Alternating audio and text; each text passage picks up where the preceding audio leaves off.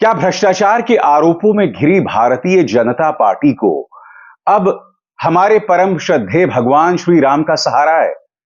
क्या भ्रष्टाचार के जो आरोप लगातार बीजेपी पर लग रहे हैं, उसके चलते भाजपा अब श्री राम का सहारा ले रही है राजनीति करने के लिए?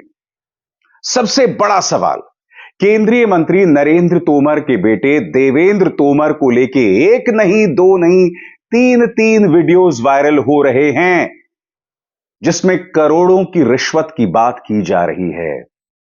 हम ये नहीं कह रहे कि वो वीडियो सही है या गलत है, मगर क्या उस वीडियो की जांच होनी चाहिए या नहीं होनी चाहिए? भारतीय जनता पार्टी उस वीडियो की जांच करने से क्यों कतरा रही है? आखिर कांग्रेस के सवालों के जवाब क्यों नहीं दिए जा रहे? सबसे शॉकिंग, मध्य प्रदेश में नरेंद्र तोमर चुनावी कैंपेनिंग के लिए आते हैं और जब पत्रकार उनसे सवाल पूछते हैं तो उन सवालों का जवाब नहीं देते हैं। क्यों भाई? आखिर क्या वजह है कि नरेंद्र तोमर इन सवालों से बच रहे हैं? सुनिए नरेंद्र तोमर ने क्या कहा। और बात वहां नहीं रुकती है दोस्तों। नरेंद्र तोमर ने एक लाइन का बयान दिया है इस मुद्दे पर। कायदे से इस मुद्दे पर उन्हें पूरी प्रेस कॉन्फ्रेंस करनी चाहिए। सवाल बहुत गंभीर हैं जो सामने उभर कर आए हैं, मगर वो जवाब क्या दे रहे हैं आपके स्क्रीन पर पढ़ के सुनाना चाहता हूं। आज सोशल मीडिया पर एक कूट रचित वीडियो मेरे बेटे से संबंधित वायरल किया जा रहा है। यह एक सुनियोजित षड्यंत्र का हिस्सा है जो चुनाव के समय विपक्ष के द्वारा जनता को भ्रमित करने के उद्देश्य से चलाया जा रहा है। नरेंद्र तोमर आगे कहते हैं, पूर्व में इस तरह के झूठे वीडियो से संबंध में मेरे पुत्र देवेंद्र प्रताप सिंह तोमर ने पुलिस जांच हेतु आवेदन भी किया था। मैं आज पुनः इस वीडियो की CFSL जांच हेतु एजेंसियों से मांग करता हूं ताकि सत्य बाहर आ सके और षड्यंत्र उजागर हो सके। अब तक 3 वीडियो सामने उभर कर आ गए हैं दोस्तों। ये वो वीडियो हैं जिसमें उनके बेटे कथित तौर पर करोड़ों की बात कर रहे हैं। इस वीडियो में बात की जा रही है करोड़ों के आदान प्रदान की, कथित तौर पर। इस वीडियो में कृष्णा मेनन मार्ग की बात की जा रही है जहां पर नरेंद्र तोमर रहते हैं। इस वीडियो में भाभी जी की बात की जा रही है। अब वो भाभी जी कौन है? देवेंद्र तोमर की पत्नी है, नरेंद्र तोमर की पत्नी हम नहीं जानते, मगर कम से कम इसकी जांच तो होनी चाहिए। सवालों से क्यों बच रहे हैं नरेंद्र तोमर? आखिर क्या वजह है? क्यों नहीं इस मुद्दे पर प्रेस कॉन्फ्रेंस करते? और सबसे बड़ी बात, प्रधानमंत्री खामोश हैं। प्रधानमंत्री राहुल गांधी को मूर्खों का सरदार बता रहे हैं, उनके बारे में भ्रामक जानकारी फैला रहे हैं। और भारतीय जनता पार्टी इस मौके पर श्री राम का सहारा ले रही है। उसकी चर्चा आगे करेंगे दोस्तों, मगर सबसे पहले मध्य प्रदेश कांग्रेस ने इस मुद्दे पर क्या कहा मैं आपको बताता हूं। ये देखिए, ये तीसरा वीडियो सामने उभर कर आया है उस व्यक्ति का जिसने स्टिंग ऑपरेशन किया है। मध्य प्रदेश कांग्रेस क्या कह रही है, एक एक शब्द पर गौर कीजिएगा। नरेंद्र सिंह तोमर के बेटे देवेंद्र तोमर के करोड़ों का लेन देन करते वायरल वीडियो मामले में नया खुलासा हुआ है। वीडियो कॉल पर मंत्री पुत्र से बात कर रहे शख्स ने नया वीडियो जारी करके बातचीत की पूरी पुष्टि की है। यह पूरा मामला 100 या 500 करोड़ का नहीं बल्कि 10,000 करोड़ का बताया जा रहा है। नरेंद्र सिंह तोमर के बेटे ने विदेश में गांजे की खेती के लिए 100 एकड़ जमीन भी खरीदी है। पूर्व में वायरल दोनों वीडियो बिल्कुल सही हैं। इस वीडियो से बीजेपी के केंद्रीय मंत्री का सबसे बड़ा भ्रष्टाचार उजागर हुआ है। अब जाहिर सी बात है दोस्तों, ये जो वीडियो, ये तीसरा वीडियो सामने उभर कर आया है उस शख्स का जिसने स्टिंग किया है, उस पर कांग्रेस के नेता पवन खेरा ने करारा हमला बोला है।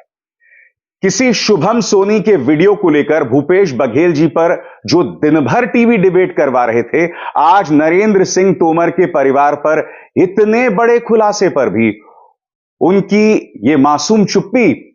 उफ। अब जानते हैं सबसे शॉकिंग है इस मुद्दे पर गोदी मीडिया की खामोशी। और आप जानते हैं सबसे शॉकिंग यह भी है कि गोदी मीडिया को लगता है कि इस खबर को न दिखाने से यह जनता के बीच नहीं पहुंचेगी। गोदी मीडिया की विश्वसनीयता इस कदर खत्म हो चुकी है, बर्बाद हो चुकी है कि आप उस वीडियो को नहीं भी दिखा रहे हैं तब भी यह खबर जनता तक पहुंच रही है। कांग्रेस इस पर करारा हमला बोल रही है। सुप्रिया सुनेत, उन्होंने प्रेस कॉन्फ्रेंस की और पत्रकारों से उन्होंने कहा कि हमने नरेंद्र सिंह तोमर के बेटे का वीडियो दिखाया था जिसमें वो करोड़ों रुपए की हेराफेरी की बात कर रहा था। हालांकि वीडियो की बिना जांच कराए भाजपा ने इसे फेक बता दिया। अब एक और वीडियो सामने आया है जिसमें एक व्यक्ति कह रहा है तोमर परिवार गांजे की खेती में पैसा लगाना चाहते थे, ये डीलिंग उसी बात की है। सुप्रिया श्रीनेत आगे कहती हैं, देवेंद्र सिंह तोमर के मामले में खुलासा होने के बाद अब किस बात का इंतजार है? सवाल पूछ रही हैं सुप्रिया श्रीनेत, जिसका जवाब नहीं है इस वक्त भारतीय जनता पार्टी के पास। सुनिए वो क्या कह रही हैं। और हम पूछना चाहते हैं कि अब किस बात का इंतजार है, क्योंकि ये व्यक्ति आगे बढ़कर यह भी कह रहा है, जो त्यागी का चर्चा हुई थी, जो रिटायर्ड आरबीआई ऑफिसर था वो पार्टी लेकर आते थे। इनका कहना है जो मोनाडो नाम की कंपनी के थ्रू पैसा हो रहा था वो कोहली को भी ये जानते हैं, वो प्रूफ भी देने को तैयार है। लेकिन जो सबसे ज्यादा चिंता वाली बात है, सर्वप्रथम तो ये बात है कि एक ऐसा व्यक्ति सामने आया है जो किसी दबाव में नहीं, मुझे लगता है बड़े स्वच्छंद रूप से ये कहता हुआ सुनाई दे रहा है कि मैं प्रूफ देने को तैयार हूं। और ये 100-500 करोड़ का नहीं, ये 10,000 करोड़ का मामला है। 10,000 करोड़, कितने जीरो होते हैं अभी गिनते रह जाइएगा। ये 10,000 करोड़ का मामला है। पेस्टिसाइड पर, बीज पर, हर चीज पर कमीशन लिया गया और साफ तौर से ये भी कह रहे हैं कि ये पैसा कैश में दिया जाता था और गुरुद्वारे जैसी इतनी पावन संस्था को भी इन लोगों ने दूषित करने का काम किया, उनका भी दुरुपयोग किया गया। आगे वो ये कहते हैं कि आईसीआईसीआई बैंक के थ्रू वायर ट्रांसफर हो रहा है, उसका भी प्रूफ है। आईसीआईसीआई बैंक के सारे प्रूफ एजेंसीज को मिल जाएंगे अगर एजेंसीज करना चाहेगी। फिर वो कहते हैं कि जो पार्सल का जिक्र हो रहा था, और ये दूसरी बड़ी चिंता का विषय, 3 कृष्ण मेनन मार्ग पे अगर आपको याद हो एक पार्सल आना था, प्रूफ चाहिए था। वो पार्सल तोमर जी की बहू श्रीमती हर्षिनी जी के लिए आया था और उसमें मेकअप के सामान के साथ भांग और गांजा भी तथाकथित तौर पर भेजा गया था। तो जो नारकोटिक्स कंट्रोल ब्यूरो है एनसीबी, उसको भी हरकत में आ जाना चाहिए था। उसके बाद इनका कहना है कि बेनामी संपत्ति, बेनामी एजेंसीज के थ्रू 100 एकड़ की लैंड न्यू ब्रंसविक कनाडा में खरीदी गई। इस व्यक्ति ने अपना पता दे दिया है, 35826 साउथ पैरेलल रोड, ये ब्रिटिश कोलंबिया जो कनाडा का हिस्सा है वहां का है। इसने अपना नंबर दिया है। साथ ही में इसने बोला है कि 100 एकड़ की जमीन बेनामी संपत्ति नरेंद्र सिंह तोमर के परिवार की कनाडा के न्यू ब्रंसविक प्रोविंस में खरीदी गई है। तो एक तरफ इन तमाम सवालों से भाजपा घिरती नजर आ रही है। मैं आपको प्रधानमंत्री का एक बहुत पुराना वीडियो दिखाना चाहूंगा दोस्तों, 2014 से पहले का। उन्होंने कहा था कि जब भ्रष्टाचार के आरोप लगेंगे, चाहे वो आरोप भाजपा पर हो, एनडीए पर हो, मैं उस पर कार्रवाई करूंगा। मगर आज क्या हो रहा है दोस्तों? जिन तमाम नेताओं पर भ्रष्टाचार के आरोप लग रहे हैं वो या तो भाजपा में शामिल हो जाते हैं, जैसे कि हेमंत बिस्व शर्मा हो गए, या फिर नरेंद्र तोमर, उन पर तो उनकी चुप्पी भी नहीं टूटती। याद कीजिए, प्रधानमंत्री ने आज नहीं, आज से कई सालों पहले, 2014 से पहले क्या कहा था। सुनते हैं प्रधानमंत्री की बात। 16 मई को बाद जब चुनाव का नतीजा आएगा, नई सरकार बनेगी। नई सरकार के बाद ये जितने पार्लियामेंट के चुनाव लड़ने वाले लोग हैं, जिन्होंने अपने फॉर्म भरे हैं, उन फॉर्म में उन्होंने लिखा है किसने कितना गुनाह किया है, किस पर कितने केसेस चलते, सब है ना, आता है ना खबर में। मैं पहला एक कमेटी बनाऊंगा, जरा किस किस पर कौन कौन से गुनाह जरा निकालो। उसमें भाजपा वालों को भी नहीं छोड़ूंगा, एनडीए वालों को भी नहीं छोड़ूंगा, एक भी को नहीं छोड़ूंगा। और मैं सुप्रीम कोर्ट को कहूंगा इन पे तत्काल केस चलाओ और जो सच्चे गुनहगार हैं उनको जेल में डालो। पार्लियामेंट को साफ करो, पहले अपराधियों से मुक्त करो पार्लियामेंट को। ये हो सकता है भाइयों, बताइए हो सकता है, नहीं हो सकता? आप मुझे आशीर्वाद दीजिए। और एक बार वो गुनहगार सिद्ध हो गया तो जेल जाएगा, उसकी सीट खाली हो जाएगी, नया चुनाव आएगा और कोई गुनहगार अब चुनाव में मैदान में उतरने की हिम्मत नहीं करेगा। कौन कहता है सफाई नहीं हो सकती है? मुझे ये सफाई करनी है और मैं राजनीति में सफाई करने के लिए आया हूं भैया। जो लोग खुद अपराधियों के सहारे राजनीति करते हैं, ये इनके बस का रोग नहीं, ये वो नहीं कर सकते। बड़ी बड़ी बातें की जाती हैं कि ना खाऊंगा ना खाने दूंगा, मैं भ्रष्टाचार के खिलाफ गारंटी हूं। आज देश प्रधानमंत्री के इस पुराने बयान को लेकर उनसे पूछ रहा है कि प्रधानमंत्री कम से कम नरेंद्र तोमर का जो वीडियो है या उनके बेटे का जो वीडियो है उसकी जांच तो कराई जाए। वो तक नहीं कराई जा रही। मगर दूसरी तरफ भारतीय जनता पार्टी जो है वो श्री राम का सहारा ले रही, चाहे प्रधानमंत्री हो या गृह मंत्री अमित शाह। अमित शाह क्या कहते हैं आपकी स्क्रीन पर? 70 वर्षों से कांग्रेस राम मंदिर को अटका रही थी, भटका रही थी, लटका रही थी। आपने 2019 में दोबारा से भाजपा की सरकार बनाई, मोदी जी प्रधानमंत्री बने, उन्होंने अयोध्या में राम मंदिर का शिलान्यास किया और आज राम मंदिर बन रहा है। 22 जनवरी 2024 को रामलला की प्राण प्रतिष्ठा की जाएगी।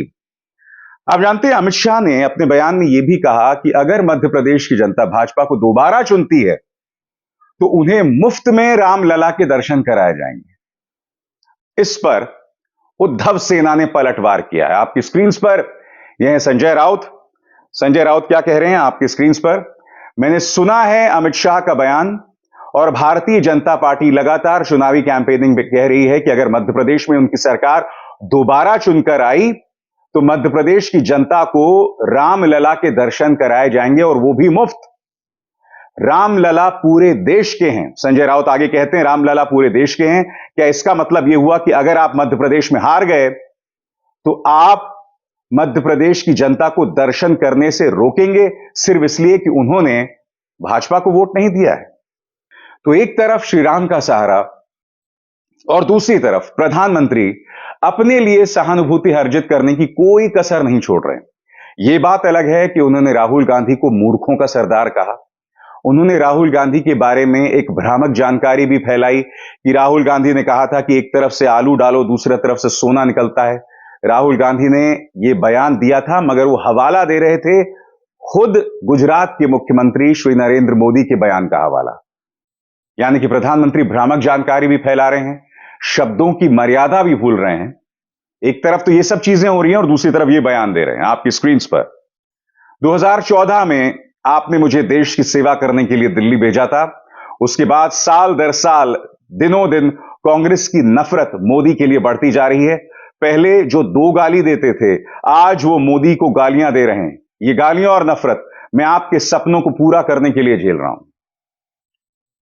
प्रधानमंत्री आपकी जो आलोचना करता है ना उस पर ईडी की रेड पड़ती है, उसके घर असम पुलिस पहुंच जाती है, उसे टारगेट किया जाता है, उन्हें जेल में डाल दिया जाता है सिर्फ आलोचना के लिए, सिर्फ सवाल करने के लिए। और आज आप इस तरह से सहानुभूति फैक्टर, सिंपैथी फैक्टर का इस्तेमाल कर रहे हैं। मैं आपको एक और मिसाल देता हूं।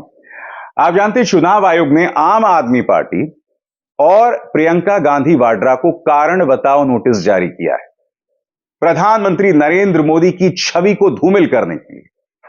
मैं आपसे सवाल पूछना चाहता हूं, जब प्रधानमंत्री ने राहुल गांधी को मूर्खों का सरदार कहा था तब क्या चुनाव आयोग ने प्रधानमंत्री को कोई कारण बताओ नोटिस जारी किया था? यह सवाल तो होना चाहिए ना। चुनाव आयोग इस तरह से एक तरफा कार्रवाई क्यों करती है? प्रियंका गांधी वाड्रा और आम आदमी पार्टी को तो आपने कारण बताओ नोटिस जारी कर दिया, यह कहते हुए कि उनके बयान से प्रधानमंत्री की छवि धूमिल हुई है। मगर प्रधानमंत्री आए दिन जो सभाओं में भ्रामक जानकारियां दे रहे हैं, या राहुल गांधी के बारे में अपशब्द कह रहे हैं, क्या चुनाव आयोग को इस पर कोई कार्रवाई करनी चाहिए नहीं करनी चाहिए? यह एक तरफा कार्रवाई क्यों? श्री राम का सहारा क्यों, वो भी राजनीति के लिए? और सबसे बड़ी बात, नरेंद्र तोमर के मुद्दे पर प्रधानमंत्री खामोश क्यों हैं? विदेश गृह मंत्री अमित शाह कुछ क्यों नहीं बोल रहे हैं? भाजपा खुल के सामने आकर कोई प्रेस कॉन्फ्रेंस क्यों नहीं कर रही? मध्य प्रदेश में क्यों बच रही है इन मुद्दों से? ये तो सवाल किए जाने चाहिए ना। नरेंद्र तोमर भी आते हैं, सवालों से बच के चले जाते हैं और 2 लाइन का बयान देकर चले जाते हैं। अरे भाई, CFSL की जांच तो बहुत पहले हो जानी चाहिए थी, क्यों नहीं हो रही इसकी जांच बताइए? 1 नहीं 2 नहीं 3 वीडियोस आ गए मगर प्रधानमंत्री की खामोशी बनी हुई है।